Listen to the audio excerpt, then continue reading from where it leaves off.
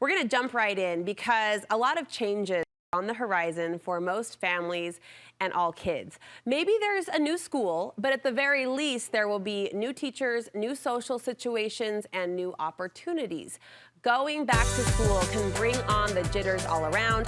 And according to my first guest, the key to minimizing fear is in the preparation. Home and Family Life contributor Maria Eckersley is a mom of 6, including one with special needs. And she is here to empower families with creative ways to get ahead of those concerns and head back to the classroom with confidence. It's so good to see you. I'm feeling good. You're excited. We are just swapping kind of mom attitudes going into the school transition. And you really are speaking mostly to the jitters of parents out there today. Yes, it's so hard. You feel so powerless. You know, you're sending your kid off to a classroom where you have no idea how things are going to shake out. No control. That didn't hit me fully until my first went to school. Right. Isn't it so hard? I remember calling Mark on the way home saying, what are we doing? Right. Like, who did we just give her to? Right. You know? That's why all my tips today are focused on what can you control? Like, what are things you can actually do that can actually make a difference in your kid's life? Because that's the only way we're going to make it, Brooke. Yeah, thanks. I'm here. I'm hanging on your every word. You got this. These ideas stem from personal experience, a very personal experience. Yeah, so most of my good creative ideas come from being Jack's mom. So I don't know how much you know about Jack. Tell us about Jack. Jack is my second in our lineup of 6 kids. He's 20 now, but he was diagnosed with autism when he was 4. So all of his school life was spent trying to figure out.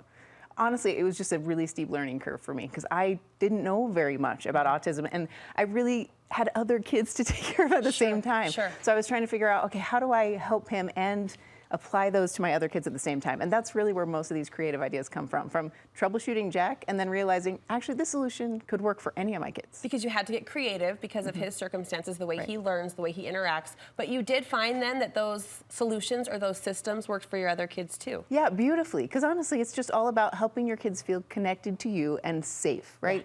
Yeah.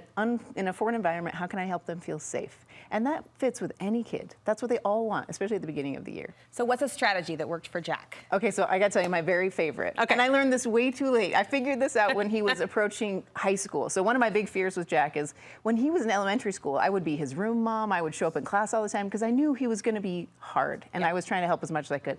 In high school, how do you do that, right? You can't pop into science class in 10th grade. How do I tell all the teachers about him?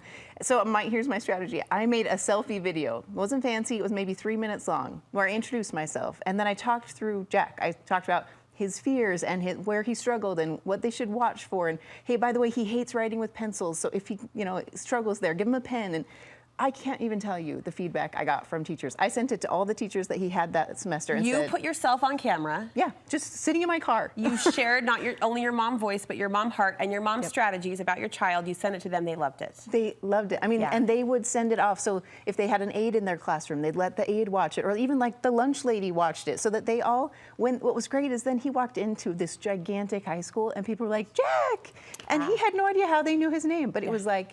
They just needed this little bridge so that he could feel comfortable. And I'm telling you, I wish I'd done it with all my kids. Well, there is this longing as a mom, like, please know my child. Yes. Don't make me cry here. But please, please know my child and love him for everything that I see. And that allows you to vocalize that, right? And it's not on some forum like at back to school night, because that's 1,000 kids and they get lost. So send a little video, send it to their email, and it makes a huge difference. Fantastic. So easy introductions. Yep. Make those introductions easy. Yes. All right, next on your list, that's just the beginning. You say double desserts. What does that mean? This is a Jack-inspired tradition at our house. Okay, so my tradition is the first week of school, I send you with double desserts. We used to make big fat cookies, and I would send them with 2 big fat cookies. And it's really simple. The idea is that in the lunchbox, when they open it up, they get one treat, and their assignment is to give the other treat to somebody else. Oh, I love I'm telling you, this. by day 3, everybody wants to sit by Jack. Because he's got extra treats. So one to keep, one to share. You're genius. And it works with all my kids, not just Jack, right? Because everybody wants to be the kid who's like, yeah, I've got an extra Twinkie. Do you want one? Well, but especially, I'll underscore, and maybe this was Jack too, but I have a child who's a little more introverted, a little more quiet. Yes. And to have a tactile object that encourages him to reach out and say, hey, my name is, that's a big deal. That's a big push. Right. And it's just such an easy, simple thing, and nobody turns it down. You know? Yes. Like, that's all you want for your kids. Double desserts. Don't get rejected. No No one's going to turn away a Twinkie. No, of course No one's not. going to say no to a Rice Krispie treat. All right, you also set up some secret codes with your kids. Yes, this is critical, especially if your kids are kind of older, elementary age, because nothing helps in a hard day than like having a little taste at home, right? But you also don't want to be the kid that's got like the gushy love note in their lunchbox from their mom. I mean, I loved those in first grade, but Right. you're saying But come like fifth grade. Yeah. No, you cannot do that to your son. So this is where you have to develop a secret code. Okay. And so this was really simple. We had these, you've probably seen these a dozen times What? on Studio 5, these little glowing lights that I buy in bulk, and I would just drop one like in their backpack or maybe in their pencil box. Even with my teenagers, I would put one in their cup holder of their car. And it was just a way for them to know like, oh, hey, mom loves me, mom's thinking about me, but nobody else would know what You're that means. sitting here laughing and smiling, and I'm like, where's the tissue box? That's so sweet. Mom's sparkles are everywhere. Yes, it's just, and it could be anything. You know, like you could tie a ribbon to their spiral notebook on the day that you just want them to know you're thinking about them. Or it's a Love big it. test day, you know, something like that. And we get these on Amazon? Yeah, or just get anything. I mean, it could be a funny toy from their childhood that you put in their backpack and then you pass it back I want and the forth. blinking light. Will you link Okay, us? yes, I will give you Okay. the link. Those I are want- for sure. I want every mom should my have confetti, those. my sparkle everywhere. That's me being egocentric. Okay, what's next? Okay, so this is another one I love. This is to take things into your own hands with reward systems. So Okay. you know how a lot of teachers will do incentive programs to help your yes. kids? With Jack, it was tricky because he was getting rewarded for things that other kids weren't. Like his whole goal was to try and sit still in class, and nobody else got rewarded for sitting still in class. So it caused some trouble. And what I found is if I would make the chart, hand it to the teacher and say, I'm just going to tape this to his desk. Can you just put a Sharpie on it anytime he did a good job that day? Then when it's full, he brings it home to me and I give him the reward.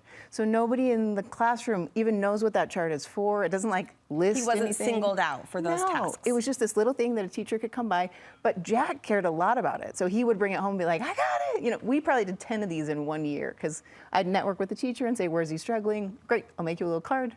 I mean, it could Love be it. anything. It could even be a punch pass from a restaurant. Nobody would know the difference. So. Love it. Props to you, Yeah. and props to these teachers who are willing to individually, tend to and Yeah. care for. I really feel like all of them want to be that teacher Agreed. for all 30 kids. Agreed. They just can't. Sure. So anything you can do to like give them a shortcut makes a huge difference. Be the mom hero for Yeah. them. Okay, these are awesome. What else? Okay, so another one I love is just to kind of give them a getaway, right? So you need to catch them off guard in some way. Because if you're the mom that like pops in and says, hey, I brought Little Caesars for all of your lunch table, just randomly, maybe one time in the year, catching them off guard is a way to say like, I love you, I'm here for you. Even if you can't be in the classroom, you can't be there every day. So, The surprise becomes joy. yes, Yeah. like, hey, I pulled you out of class so we could go get swig together, let's go. Yeah, nice. Yeah. All right, you say you call for reinforcements as well. Yes, oh, this is a big one for me. So another thing I learned with Jack when he was heading into junior high is they tend to get bullied a lot more. Kids with special needs just, I mean, it kind of breaks your heart, but that's No, just I how really it am is. gonna cry, yeah. I know, Yeah. I'm sorry, Yeah. it happens. And it's really hard as a mom not to want to like, Clock the kid? I'll say it. You want to like be their, bodyguard at school, but you yeah, can't do protect, it. yeah. So what I found is to find a middle ground is to create bodyguards in the school. So what I would do is I would call like usually the teacher that's over all the leadership kids, like kids who are in student council, or a really great coach that has a reputation for being kind. Like the mountain biking coaches were great like this. You could call them and say, here's my kid, let me tell you about him. Do you have a few kids in your club or in your team that could just keep an eye on him? Be his buddy. And I'm telling you, they will rally. It's not like they're going to be his best friend and hang out with him on Friday night. Yeah. But when they see someone mess with him in the hallway, Yeah. they stand up. Yeah. And that's all I wanted. Ah, right? Isn't bless that you so and great? bless them, yeah. And finally, you say focus on a safe landing. Yeah. So this is a big one for me because my hope is that even though I can't control anything really that happens at school, I can control everything about what they feel when they walk in our door. Yes. So even if I'm not present when they walk in the door, because I might be somewhere else, I can find a way. So I'll set a reminder on my phone for the time of day when they usually walk in from the bus stop or when they would usually come home from high school.